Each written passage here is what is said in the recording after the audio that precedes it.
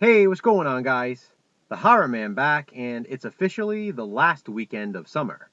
So I've decided to review Vampire on Bikini Beach.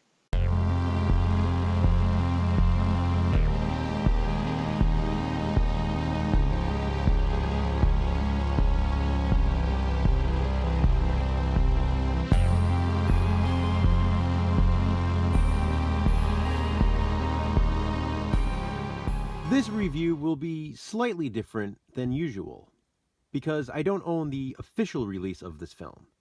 What I have here is a recording of the USA Up All Night airing of Vampire on Bikini Beach. And here it is on this tape right here. It includes all of the USA Up All Night bumpers, hosted by Gilbert Gottfried, and the great commercials that aired that night as well. It was a 1993 episode of USA Up All Night, but the movie Vampire on Bikini Beach was released originally in 1988. The movie itself has never been released on DVD or Blu-ray in the US, or anywhere else in the world for that matter. And the official VHS release is extremely hard to find. But I'll get it, eventually. With that being said, I'm probably more excited to own this, because as I said, it's not just the movie, but it's the entire airing of USA Up All Night. That alone has a huge nostalgic factor. Not just for me, but I'm sure for a lot of you too. Like Monster Vision with Joe Bob Briggs, USA Up All Night was a weekend staple for movie fans in the 80s and 90s. I know I watched it just about every weekend. Most people probably remember Rhonda Shear as the host, and Gilbert Gottfried, who I already mentioned. Gilbert hosted this particular showing by himself. His segments feature him in the USA Up All Night house, which has just been robbed.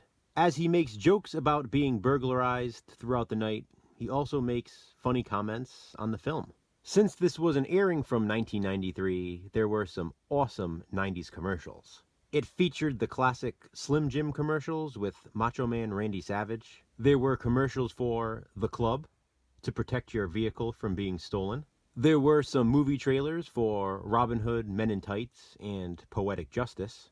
Quite a few Baby Ruth commercials, and many, many more. But best of all were the 900 number commercials. You know, for the lonely guys out there. These are the commercials that seem to air most frequently. Some were $4.95 a minute, and others were an even $5 a minute.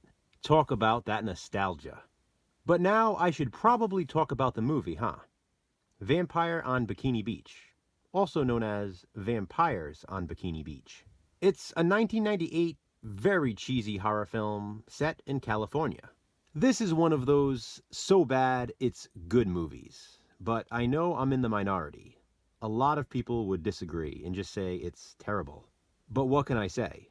I love every cheesy morsel of it. I guess that's not surprising, since the whole thing plays out like a cheesy slasher.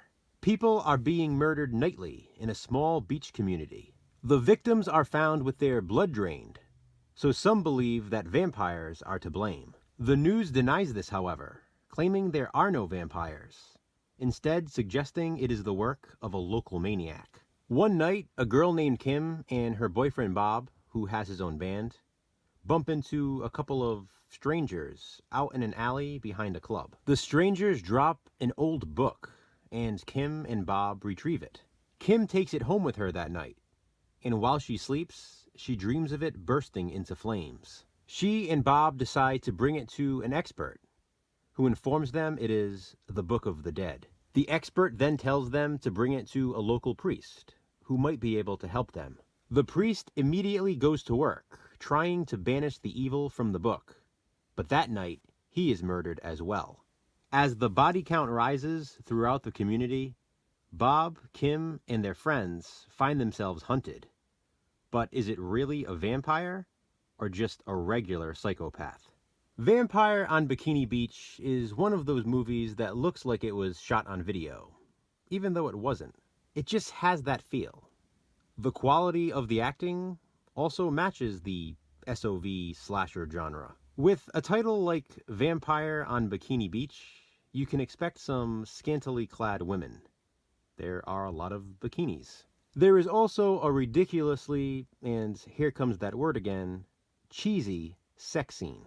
Bob's band plays 2 live songs throughout the film at the club I mentioned earlier. And other songs from that band are also played throughout the movie. It's as if it's one big music video for Bob's band. Even though I've only talked about Bob and Kim, they are not necessarily the main characters. It's interesting because there is also a character named Judy and a character named Harold, who might be the main couple of the movie. Might be. I say this because there is no real designation. Judy narrates the story, but Kim gets just about as much, if not more, screen time. Harold is also in Bob's band, so he gets just about as much screen time as Bob, and he's Judy's boyfriend. It's a unique dynamic. A young Jennifer Jostin also stars as one of the friends. She went on to play Mary in House of a Thousand Corpses about 15 years later. Vampire on Bikini Beach is very 80s, and there are some very nice atmospheric scenes. As for the ending, I literally laughed out loud. It's not that it's bad, it's that it's so bad, it's good. Cheesy good. So tell me, guys, have you seen Vampire on Bikini Beach? If so, what do you think of it? Comment below and let me know. And let's discuss USA Up All Night. Thanks for watching, guys. Be kind, subscribe.